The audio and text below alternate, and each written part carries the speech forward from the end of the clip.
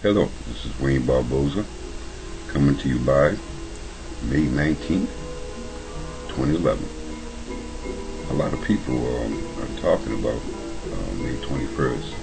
I went to the store to pick up a pack of cigars, and it turned out one of the newspapers on the counter had that date saying end times. We know that there's a rumor out there from a Christian group called, no, I don't know their name, but some Christians.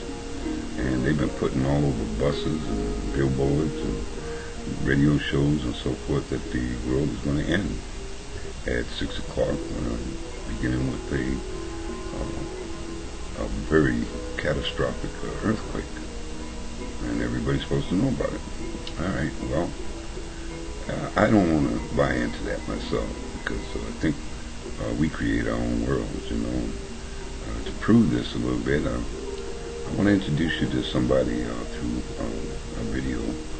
a radio show, and this should give you an idea of what we don't know, because it's that what we don't know allows those who know to rule us. Now we thinking, gas $4, $5 a gallon, my mortgage, and my job, and I ain't got a job, and so I'm going to pay my bills, and homelessness, foreclosure, all that stuff. That's the stuff that makes May 21st look pretty real.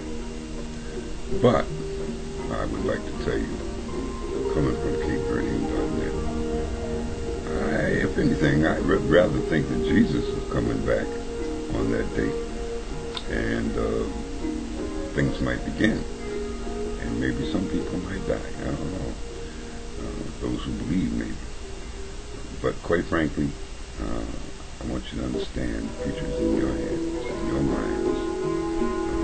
The Bible says, people who believe in the Bible, that know the number of the man. For the man is the beast, I think, his number of his name is 666, something like that. Well, it also says that no man can buy nor sell unless he has the mark of that beast. And I think that all has to do with, getting rid of people and putting chips in those who survive. So we got to be on the ball and know what we're talking about. And this message is going out basically for those who are awake, but those who are asleep, I don't know what to tell you. If your world's coming to an end, or if things are bad for you, you made it, and you can change it.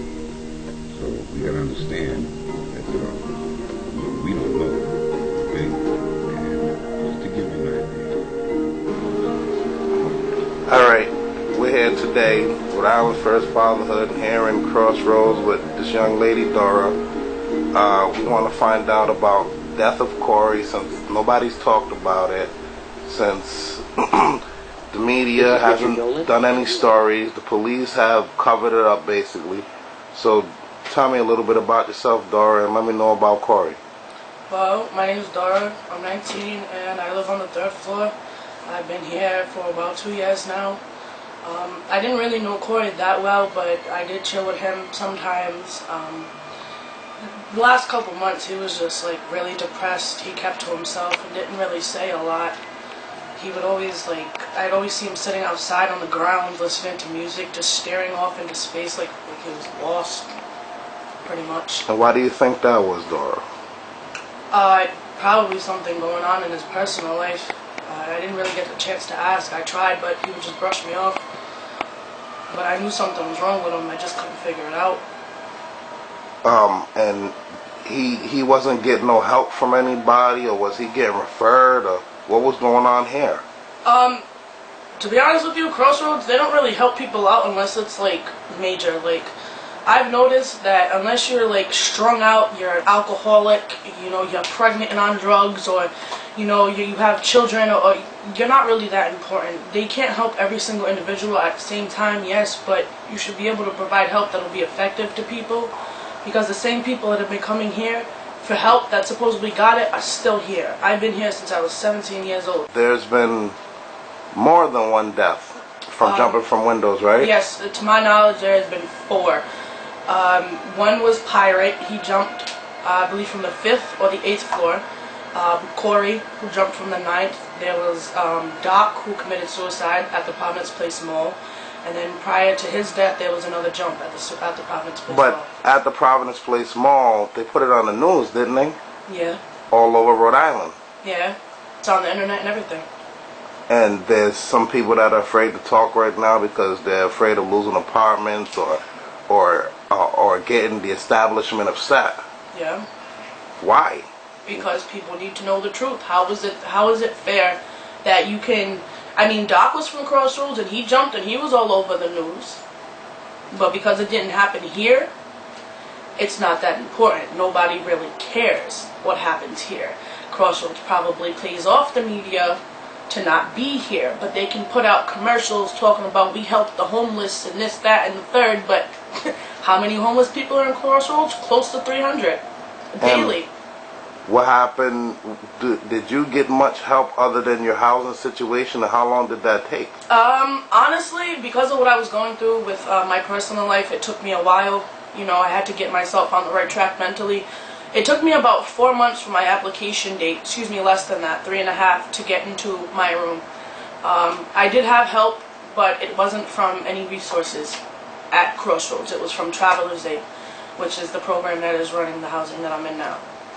Which is Traveler's Aid, and other than that, as far as you finding maybe a little food stamps or a little way to work, I did that all myself.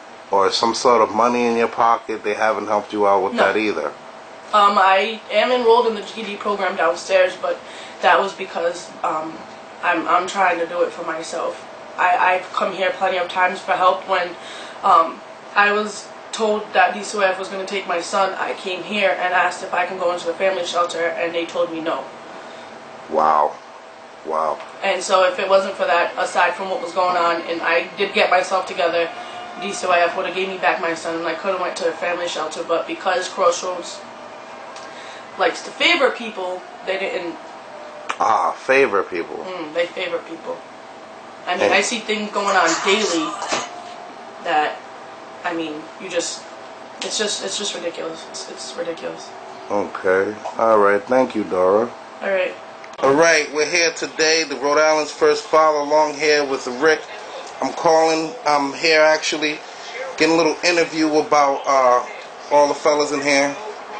Getting a little interview about Corey and why you think the media didn't put it on the news that he jumped, and what kind of problems you think he had. Go ahead, Rick. Tell me where you're from, what's your name? Well, my name's Rick Good. I'm from Johnson originally. Right now I'm living at Crossroads, 9th floor, 908, you know what I mean? The reason why I think Corey jumped, you know, because of, well, his birthday, you know, it was December 24th, and no one, like, his family didn't bother with him and shit over there, you know, that's, you know, that means a lot. I think, you know what I mean, that's why he jumped, you know, because, you know, being family involved, his family wasn't here, and that's why I think he jumped. Now, what kind of problems was he having, and was he getting any help from anybody? He was having psychological problems over here in the past over here. Like about a couple of weeks ago, he kept on slamming the door like about 50 times in a row over there. You know what I mean? Like, and security come up here, they talked to him. He was all right. Last time I seen him, he was coming Christmas Eve. He was coming up the elevator. I wished him in the morning. I wish him Merry Christmas, Happy New Year. He said, Rick, same to you. That's the last time I see him. Do you feel that he could have gotten help before that happened? Well, Steve, from Crossroads itself. Good thing you mentioned that, you know what I mean? Because I think, you know what I mean, my honest opinion, I think he could have had some help. You know what I mean? Help was over there for him. There was no help. No help, Walt. Because what? Crossroads didn't give that sort of help? Crossroads didn't give that sort of, yeah, exactly. And do you think they do more referrals than actually help people? Exactly, Steve. Very well put. Yeah. Yeah?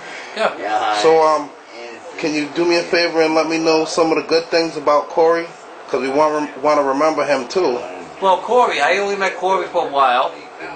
You know what I mean? Like, he was a friend of Chris's.